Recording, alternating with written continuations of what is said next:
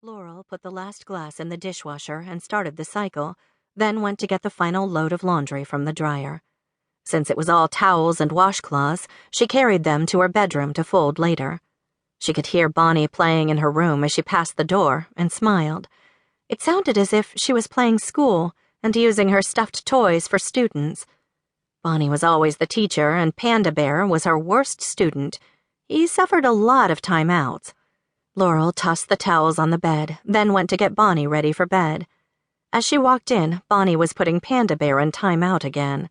Laurel grinned. "It's bedtime, honey," she said lightly. Bonnie frowned. "Oh, Mommy, not yet. Panda was naughty." "Well, you go brush your teeth and put on your nightgown. By the time you're finished, his timeout will be over, okay?"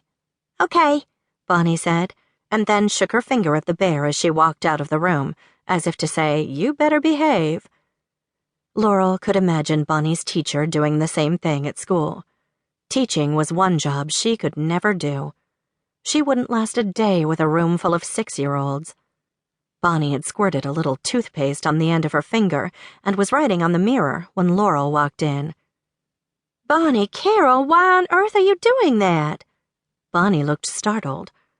"But, Mommy, when Daddy used to shave, it made the mirror get all foggy, and he would write hello to me on the glass. I just wanted to write hello back to Daddy in case he came to see me while I was asleep." There was a knot in Laurel's throat, but she made herself smile. "You are right. I forgot he used to do that. So finish writing your word and then wash your hands. It's time to get in bed." "Okay," Bonnie said, and added the last L and O, then washed and dried her hands. Laurel waited in the doorway, then followed Bonnie across the hall to her room. Bonnie skipped over to where she'd left Panda and tossed him on her pillow. "I'm going to sleep with Panda tonight, so we won't feel bad for getting in trouble today." "Good idea," Laurel said, still struggling not to burst into tears. She sat on the side of Bonnie's bed to hear her prayers. "Okay, God, here's the deal," Bonnie said. Laurel rolled her eyes. Now she didn't know whether to laugh or cry as her daughter continued. "I wrote Daddy a note on the mirror. Tell him it's here so he can come see it. Also bless Mommy, who works very hard. Bless Daddy, who is in heaven.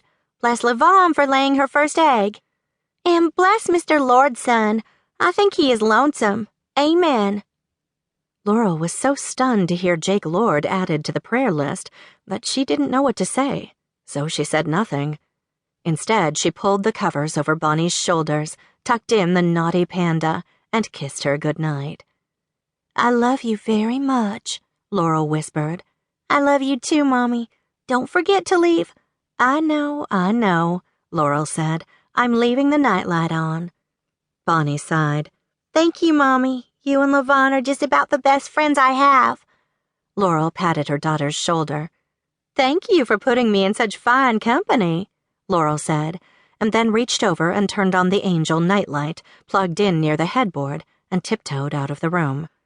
She went into her bedroom with tears rolling down her cheeks, folded the towels on her bed and put them away, then took a quick shower and put on her pajamas.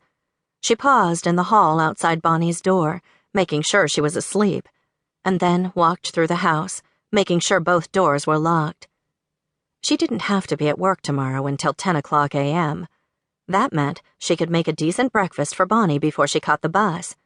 She closed her eyes, whispered a quick thank you prayer for getting through another day, and then thought of what Bonnie said about Jake Lorde being lonely, and impulsively added a quick prayer for him to be well in mind and body. The moment she said it, she felt guilty. It was the same prayer she'd prayed for Adam, and it hadn't worked.